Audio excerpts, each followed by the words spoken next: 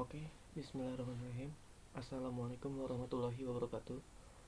Sebelumnya, perkenalkan nama saya Harda Prasnanda. Di sini saya akan mempresentasikan sebuah materi yang berjudul konsumsi dalam Islam. Apa sih itu konsumsi? Konsumsi adalah semua penggunaan barang dan jasa yang dilakukan untuk memenuhi kebutuhan hidupnya. Barang dan jasa yang digunakan dalam proses produksi tidak termasuk konsumsi, karena barang dan jasa itu tidak digunakan untuk memenuhi kebutuhan hidup manusia. Barang dan jasa dalam proses produksi ini digunakan untuk memproduksi barang lain. Kemudian ada prinsip konsumsi dalam Islam. 5 prinsip konsumsi yang ditawarkan oleh seorang pakar ekonomi muslim yang bernama Muhammad Abdul Manan. Yang pertama, prinsip keadilan, yang memiliki arti bahwa dalam berkonsumsi tidak boleh menimbulkan kezaliman baik bagi individu yang bersangkutan ataupun orang lain. Yang kedua, prinsip kebersihan, mengandung makna yang sempit dan luas. Makna yang sempit berarti barang yang dikonsumsi harus bersih dan sehat.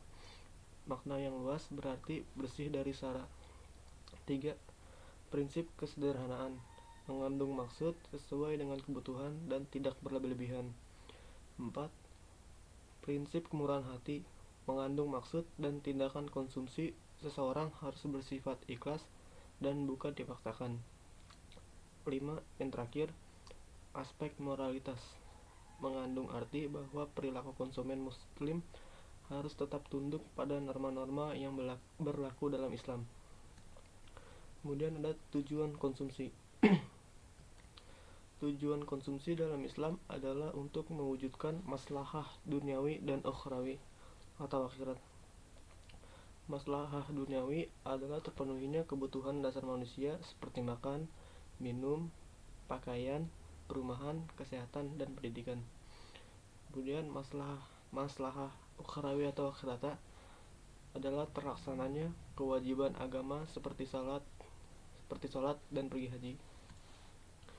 Namun pada saat ini belum ada suatu negara atau masyarakat Islam yang menerapkan prinsip konsumsi yang sepenuhnya berdasarkan Al-Quran dan Sunnah. Konsumsi memiliki urgensi yang sangat besar dalam setiap perekonomian, karena tidak ada kehidupan bagi manusia tanpa konsumsi.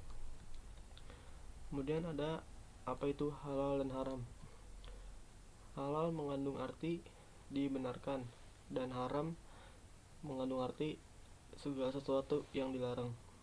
Di dalam ajaran Islam, semua jenis makanan dan minuman pada dasarnya adalah halal, kecuali hanya beberapa saja yang diharamkan.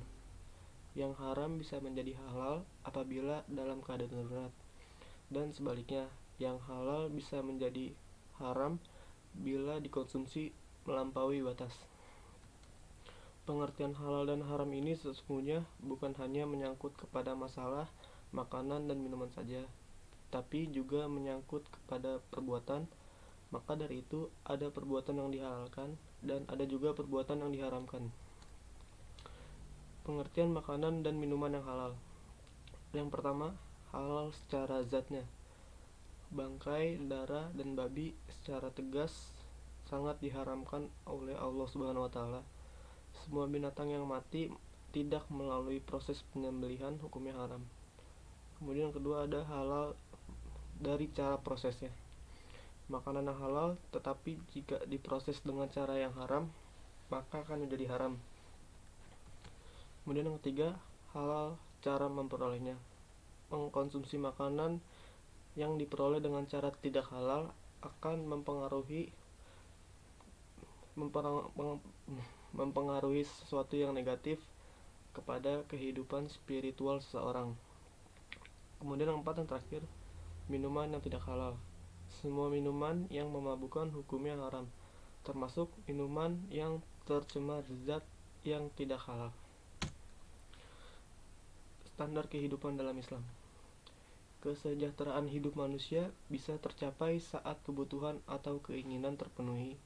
Kebutuhan merupakan cerminan perasaan atau persepsi rasa tidak puas atau rasa kekurangan yang ada di dalam diri manusia yang ingin dipenuhi agar meraih suatu kepuasan. Pada dasarnya, konsumsi Muslim tidak dapat dipisahkan dari peranan keimanan. Keimanan memiliki peran yang penting untuk mempengaruhi sifat, kuantitas, dan kualitas konsumsi, baik dalam kepuasan yang berbentuk materi ataupun spiritual. Kemudian ada harta di dalam konsep Islam. Harta dalam pandangan Islam memiliki makna yang berbeda dengan harta dalam pandangan konvensional. Secara umum, hal yang membedakan antara keduanya adalah terletak pada posisi harta. Dalam pandangan konvensional, harta sebagai alat pemuas, serta dalam pandangan syar'i, posisi harta adalah sebagai perantara untuk melakukan penghambaan kepada Allah Subhanahu wa taala. Harta dalam pandangan Islam memiliki kedudukan yang sangat penting. Harta menjadi sesuatu yang sangat urgent dalam pemeliharaan aspek lainnya. Pertama, ketika salat, kita memerlukan pakaian untuk menutupi aurat. Kemudian yang kedua, makan dan minum berfungsi untuk memelihara kesehatan jiwa dan raga kita agar dapat beribadah dengan baik. Kemudian yang ketiga, kita dapat memelihara akal dengan cara menuntut ilmu, itu juga menggunakan harta. Kemudian ada perilaku konsumen. Pengertian perilaku konsumen, Islam mengatur segenap perilaku manusia dalam memenuhi kebutuhan hidupnya. Islam mengatur bagaimana manusia bisa melakukan kegiatan-kegiatan konsumsi yang membawa manusia berguna bagi hidupnya. Konsumsi Muslim dalam ekonomi. Di agama Islam, seorang Muslim dapat berkonsumsi didasarkan atas beberapa pertimbangan. Yang A, manusia tidak sepenuhnya mengatur detail permasalahan ekonomi masyarakat atau negara. Yang B, batasan-batasan fisik dapat merefleksikan pola untuk melakukan aktivitas konsumsi. Keadaan ini akan menjaga stabilitas ekonomi. Kemudian yang C, sebagai makhluk sosial, berperilaku dikondisikan untuk saling menghargai dan menghormati orang lain yang perannya sama sebagai makhluk yang mempunyai kepentingan guna memenuhi kebutuhan.